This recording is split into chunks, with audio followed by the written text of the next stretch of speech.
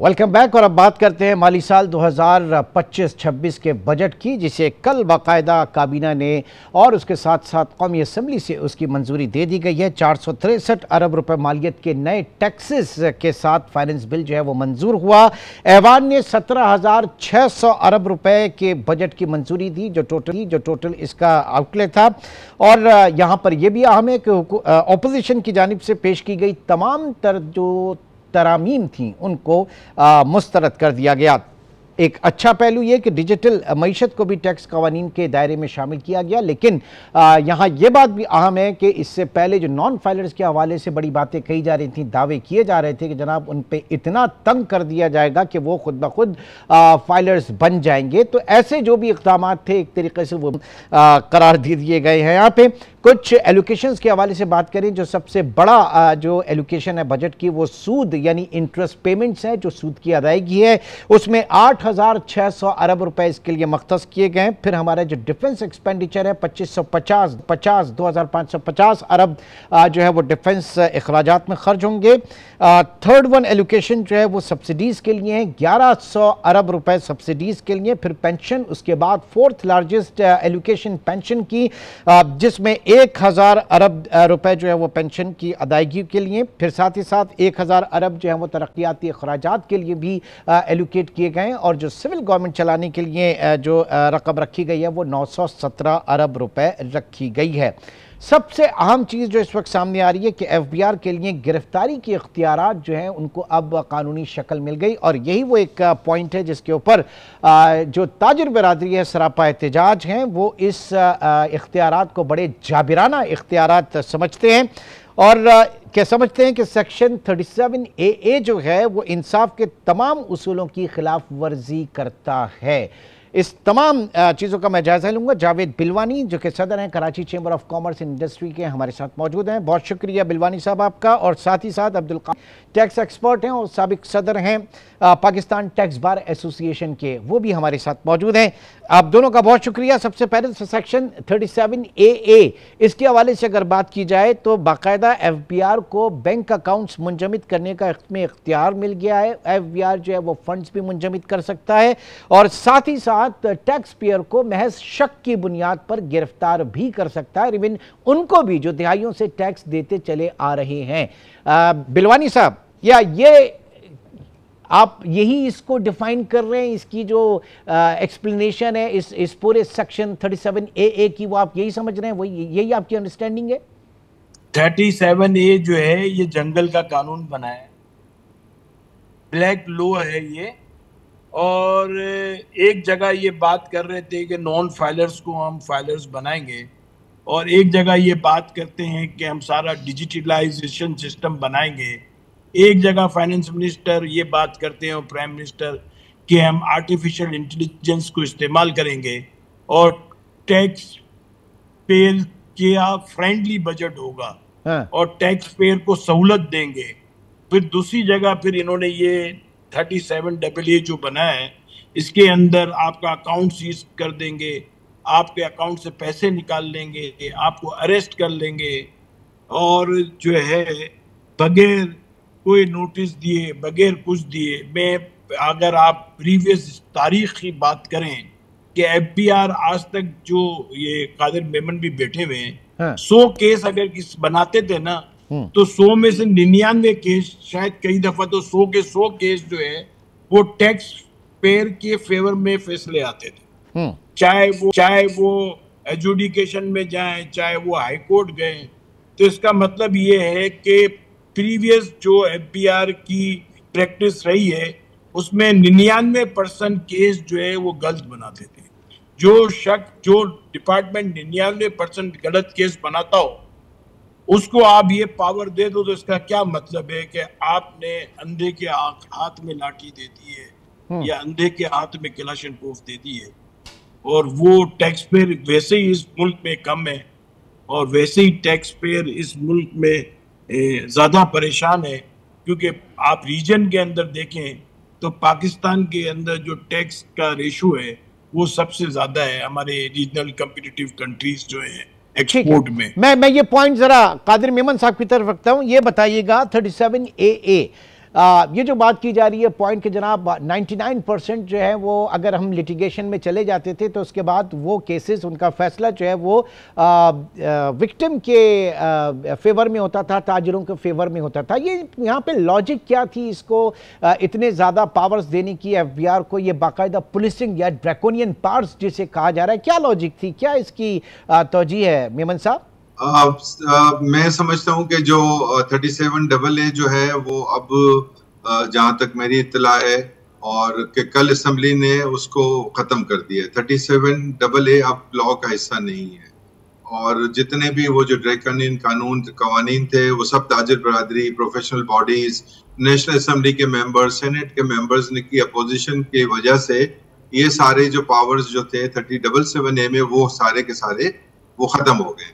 अब 37A जो एक लॉ था, एग्जिस्टिंग लॉ, उसमें कुछ पावर्स को डाला गया और उसको भी बहुत ज्यादा क्लिप किया गया है। फॉर एग्जाम्पल सबसे पहले तो ये है कि उसने उस ऑफिसर ने इंक्वायरी करनी है, उस इंक्वायरी को मुकम्मल करना है 6 महीने में। हाँ। ठीक है, उस इंक्वायरी को करने के लिए उसको पूरी अपॉर्चुनिटी देनी है उस शख्स को जिसको वो ये समझते हैं कि उसने टैक्स फ्रॉड किया है।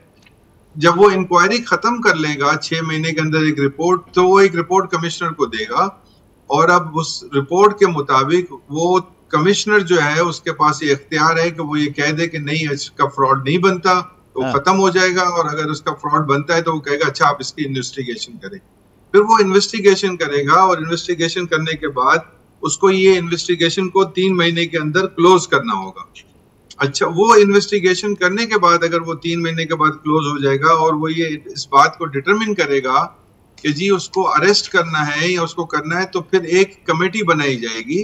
वो कमेटी 3 लोगों पे मुनस्सिर होगी और वो एफबीआर और ये मेरे ख्याल में नेशनल असेंबली के कुछ मेंबर्स ने जिम्मेदारी ली है कि उसको ये बनाएंगे और फिर उसमें वो कमेटी के अप्रूवल अगर होगी तो फिर उस बंदे को भी अरेस्ट उस वक्त किया जाएगा जब वो जुडिशियल मेंबर से टैक्स ऑफिसर जो है वो ले आएगा उसके वारंट, तो वो हो सकता है गिरफ्तार। और इसको भी बहुत ज्यादा क्लिप कर दिया गया। अच्छा, और फिर ये भी लिमिट जो अरेस्ट वारंट की है उसको भी एक लिमिट के साथ कर दिया गया है कि अगर इससे ज्यादा अमाउंट का फ्रॉड होगा तो फिर जो है वो किया जाएगा। मैं वो अमाउंट भी बता दूं आपको कि वो अमाउंट भी अंदाजा जो है वो तकरीबन कोई some very reasonable very high remand है उस पे कि इतनी अमाउंट का अगर फ्रॉड होगा तो इसको फिर जो है वो क्लिप किया जा सकता है। 5 करोड़ की फिगर थी, 5 करोड़ की तकरीबन कोई है कि अगर 5 करोड़ रुपए तक की कोई लायबिलिटी अगर किसी ने फ्रॉड किया 550 मिलियन तक का, तो फिर उस शख्स को उसके वारंट भी निकाले जा सकते हैं। लेकिन ये सारे प्रोसेस होगा, कमेटी पहले वो इंक्वायरी करेगा, फिर वो इन्वेस्टिगेशन करेगा, फिर उसके बाद वो 3 बंदों की कमेटी के पास जाएगा। तो अब क्या रह जाता है मेरे ख्याल से, अगर सारी चीजें इतनी मॉनिटरिंग के साथ है तो फिर तो वो बेहतरी की तरफ एक इकदाम हुआ। मेरा नहीं ख्याल एक्ट में जो मैं अभी कोई चंद मिनट पहले मेरे पास एक्ट की जो मतलब मैं समझता हूँ जो एक्ट ही होगा इंशाल्लाह, उसमें ये सारी चीजें आ गई हैं कि 37AA अब नहीं है जी। लेकिन बहरहाल जब तक साइन कॉपी आ जाए जब तक आप कुछ नहीं कहा जा सकता।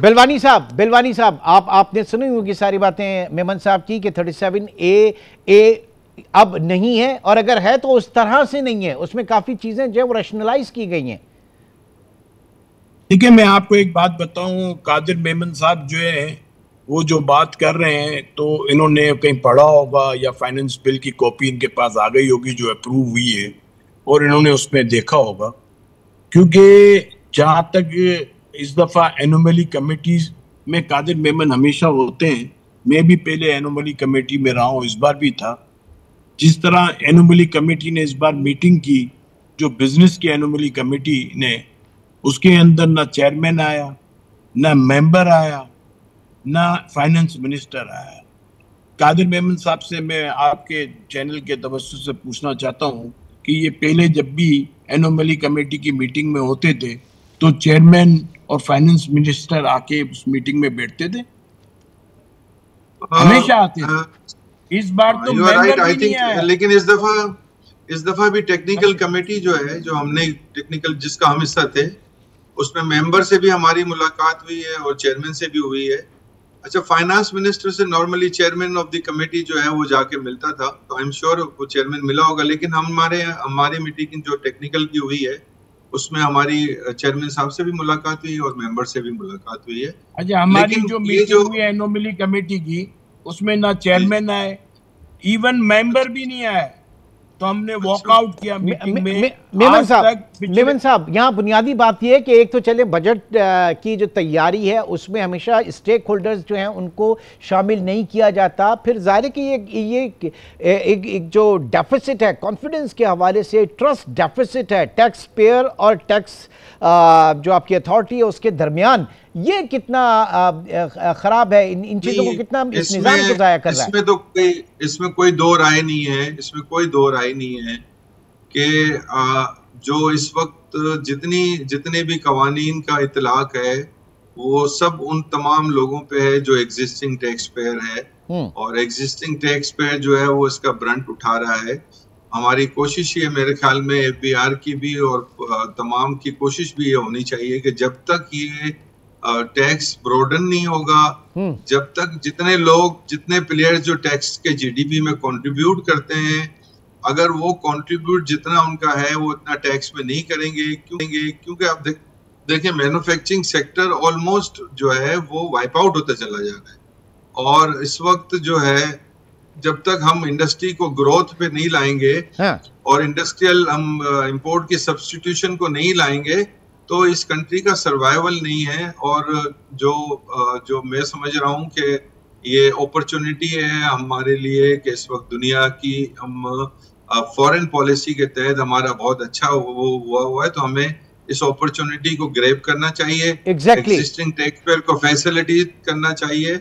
और मैं समझता हूं कि ये बिजनेसमैन जो इस मुल्क में काम कर रहा है वो जिहाद कर रहा है, इसमें कोई शक नहीं, इसमें कोई शक नहीं कि पाकिस्तान में बिजनेसमैन जो है इस वक्त जिहाद कर रहा है। जी बिलवानी साहब, ये फरमाइएगा कि अब अगर जो मेमन साहब बात कर रहे हैं और जिस तरीके से एक पूरा प्रोसेस और प्रोसीजर डिफाइन किया गया, और being president Karachi chamber of commerce and industry, आप ज़ाहिर के इतने बड़े प्लेटफॉर्म को जो है आप हेड करते हैं और चीज़ें आप तक भी अभी शायद उस तरह से नहीं पहुंची है, लेकिन मैं जानना चाहूँगा कि अगर इस तरह से जैसे हकीकतन बता रहे हैं मेमन साहब, तो चीज़ें तो फिर नॉर्मलाइजेशन की तरफ आ गई, एक बेहतर चलें सिस्टम बन गया, वरना इसका लामहला जो है कहीं पे जो है फायदा भी उठाया जाता था। हमारे यहाँ केसेस जो है वो लिटिगेशन में चले जाते थे और सालों लिटिगेशन के अंदर रहते थे। कादिर साहब ने जो बात नहीं देखिए, मैं आपको एक बात बताऊं, जैसे इन्होंने कहा, अब्दुल कादिर ने कहा कि इन्होंने यूं चेंजिंग किया है, इसको पढ़ना पड़ेगा, इसको देखना पड़ेगा।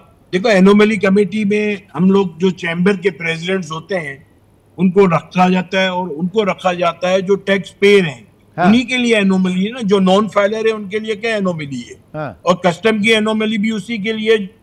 बिजनेसमैन जो है वो टैक्स दे रहे हैं, बिजनेसमैन ड्यूटी दे रहे हैं, बिजनेसमैन रेगुलेटरी ड्यूटी दे रहे हैं, तो बिजनेसमैन को अगर ऑन बोर्ड लेके चेयरमैन ना आए और फाइनेंस मिनिस्टर ना आए, तो इसका मतलब क्या है कि जिससे आप टैक्स ले रहे हो उसको आप कॉन्फिडेंस में नहीं ले रहे, जिससे आप ड्यूटी ले रहे हो उससे कॉन्फिडेंस में नहीं ले रहे, उसको आप नहीं पूछ रहे कि एनोमलीज क्या है।